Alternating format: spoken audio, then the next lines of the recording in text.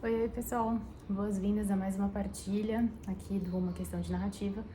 Se você está chegando por aqui agora, eu te convido a conhecer os outros vídeos e até algumas playlists aqui do canal. Tem bastante conteúdo sobre escrita criativa, algumas partilhas de literatura e também outros campos artísticos e culturais. Para quem está voltando, gratidão pela companhia mais uma vez. Hoje eu vou falar um pouquinho sobre esse processo de publicar e compartilhar as obras que eu realizei aqui.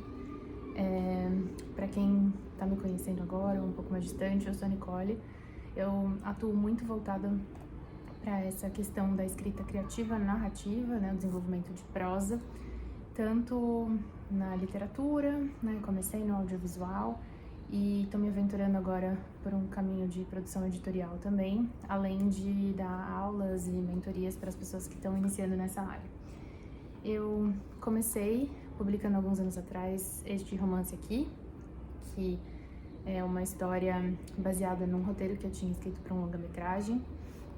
E depois que eu comecei a conhecer um pouquinho mais do universo editorial, lá para 2018, 2019, eu entendi algumas possibilidades de caminho de publicação, principalmente por conta de coletivos, grupos de escrita de mulheres que compartilharam os seus caminhos e mostraram as possibilidades da publicação independente.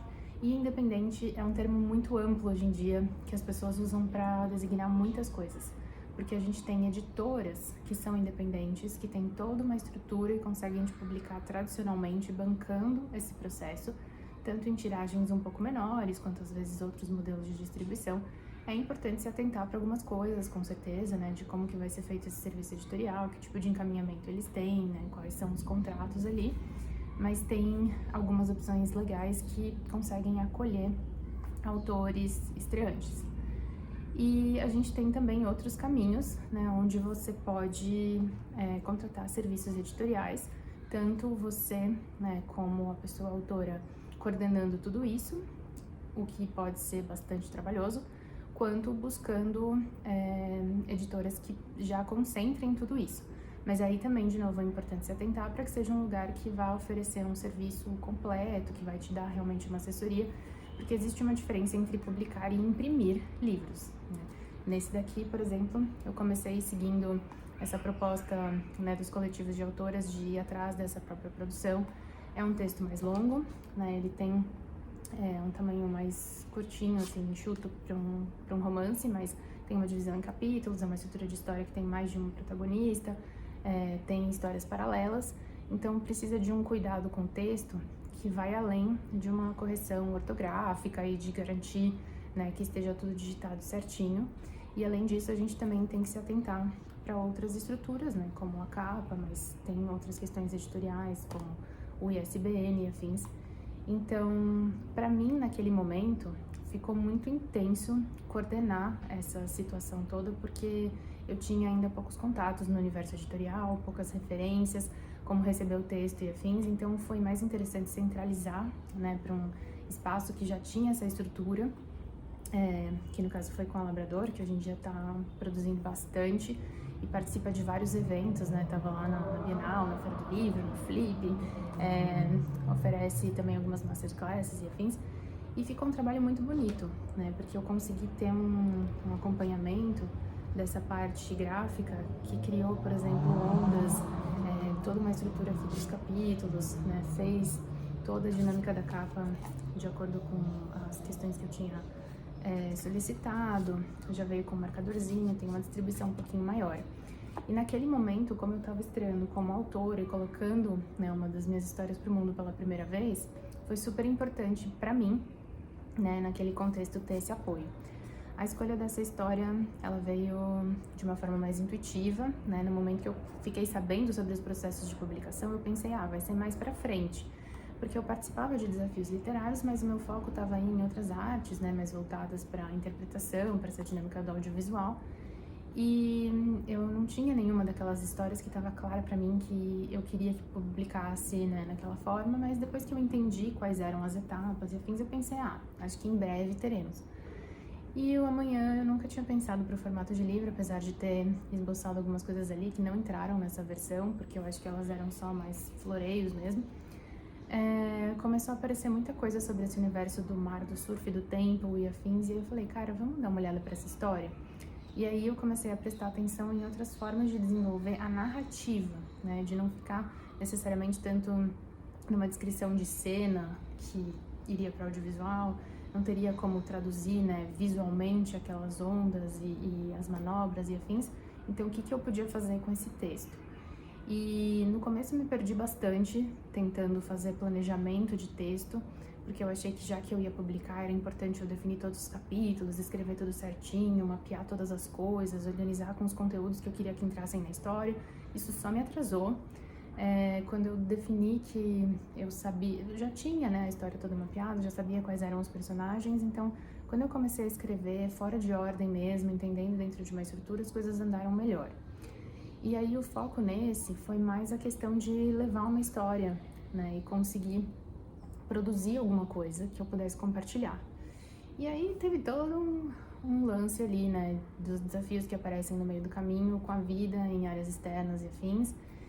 Logo depois que eu consegui fazer um momento ali de partilha com as pessoas, começou a se espalhar a pandemia pelo Brasil, e aí demorou um tempo para eu conseguir de novo me conectar com outros leitores, pensar em outras ações, levar o livro para outros lugares.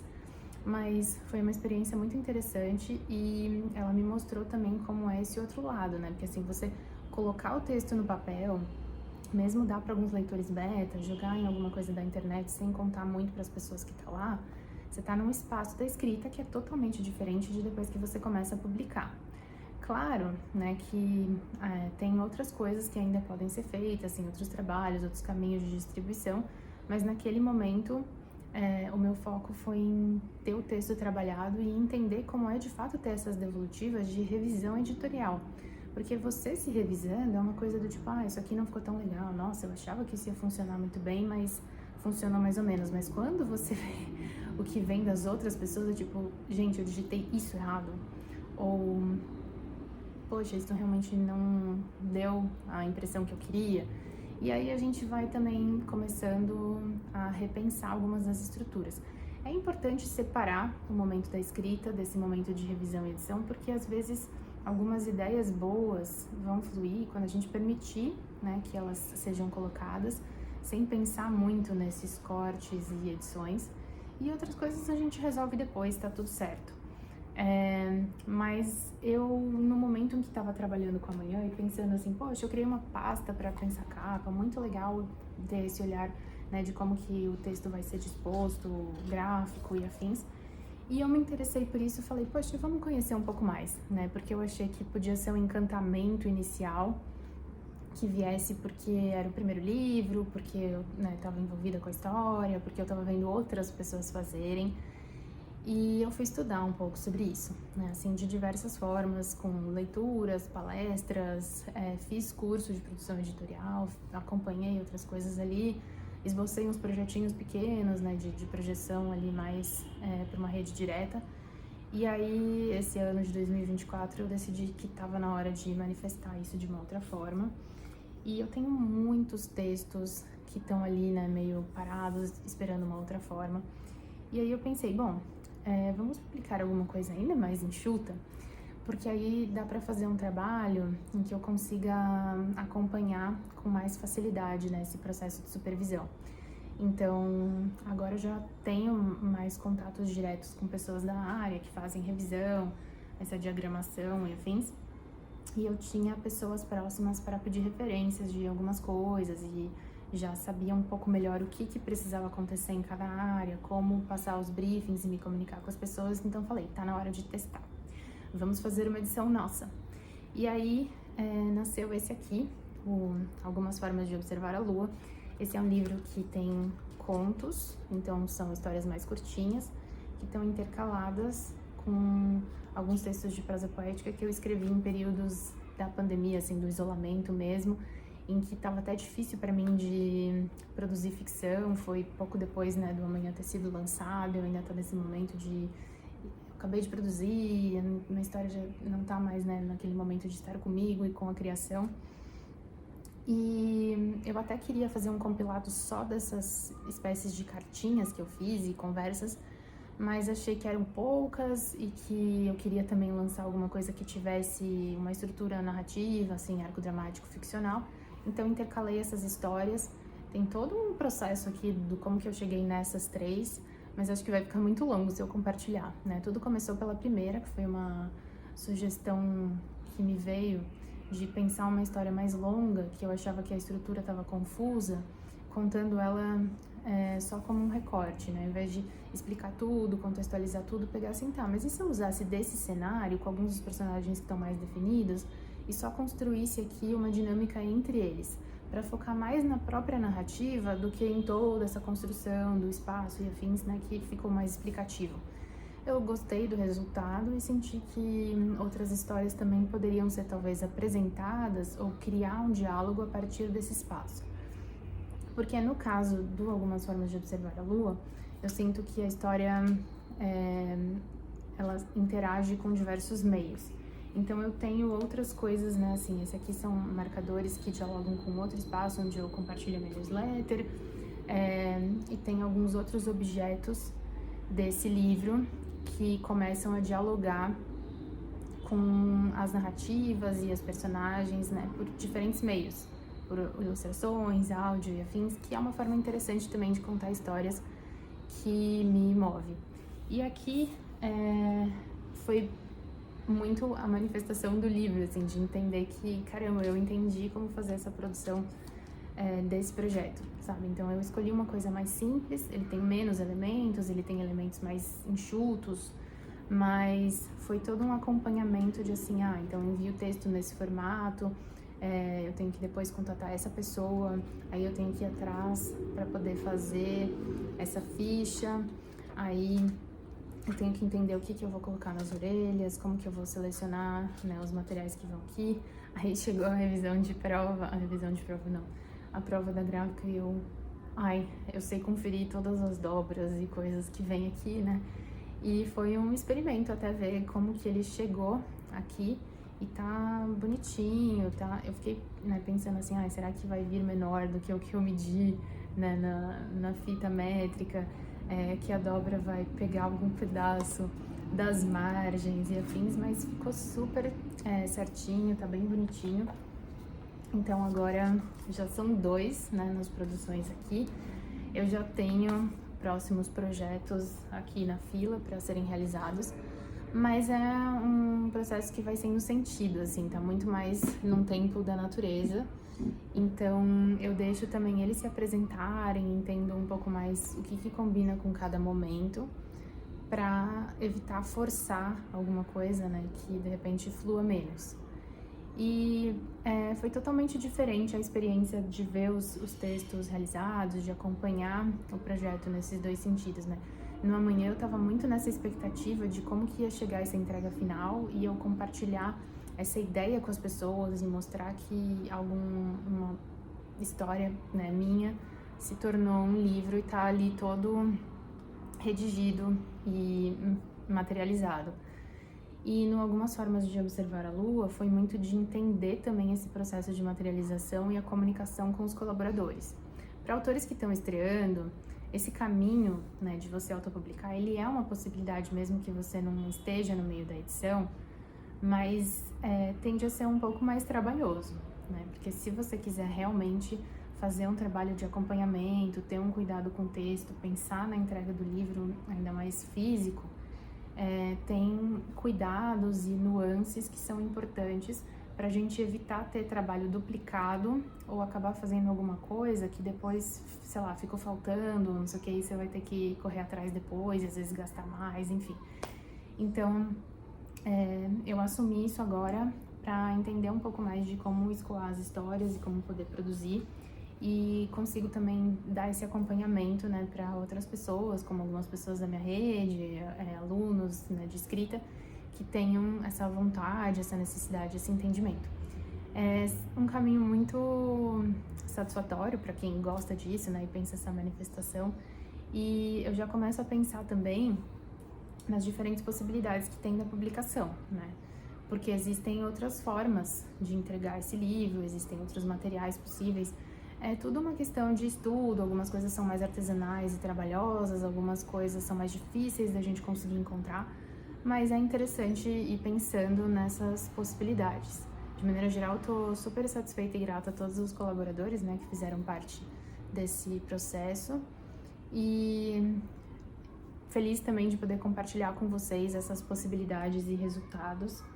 Se alguém tiver alguma questão, né, sobre especificidades desses processos e afins, eu posso trazer aqui também. Acho que é muito interessante trazer partilhas de como a gente, né, quem escreveu, recebe essas devolutivas do texto e pensar também em quais que são as necessidades e as dinâmicas de cada uma dessas etapas, né? No primeiro livro eu estava bem preocupada com a questão da gráfica, porque eu ouvia muita gente falando de atraso na entrega, de qualidade que não ficou tão boa da impressão. No segundo eu tinha uma referência, eu estava em contato direto, mas eu confesso que foi um pouco trabalhoso de entender algumas das dinâmicas de comunicação ali, para tipo, então eu tinha que responder isso, então eu tenho que enviar desse jeito. E aí agora eu já me sinto um pouco mais preparada para próximas experiências. Mas deu tudo certinho apesar da correria. Em breve eu tô compartilhando. Eu fiz uma tiragem pequena, né, desse, porque também é um experimento e eu tô estabelecendo esse diálogo, né, com novas possibilidades de publicação e em soltar mais textos para o mundo. E eu senti a necessidade de colocar isso em algo mais material, né, e tangível, porque às vezes o digital ele dá muito essa impressão de distância, né? As pessoas pensam, depois eu vejo, depois eu pego e afins. E muita gente até dá preferência para ler textos narrativos no digital e o material de estudo no físico. Mas eu sinto que para quem não tem tanto hábito de leitura, fica uma coisa muito para depois, né? Aquele negócio que se perde ali no meio de tudo. Muita gente acha que por ser no digital a gente precisa se preocupar menos com o projeto gráfico e afins, e eu tenho a necessidade nesse momento de ter um material que eu possa levar para os lugares, que as pessoas possam vê-lo, né, numa plataforma que funcione por ela mesma. Mas é isso por hora. Eu agradeço a você que me acompanhou nessa partilha. Em breve eu trago mais bastidores e outras ideias e reflexões e questões sobre isso. Se isso fez sentido para você e foi interessante de alguma forma, você pode deixar o seu joinha. Como eu falei também, comentários e questões sobre esse processo, né, de edição e publicação dos textos são super bem-vindos aqui embaixo desse próprio vídeo. E até mais!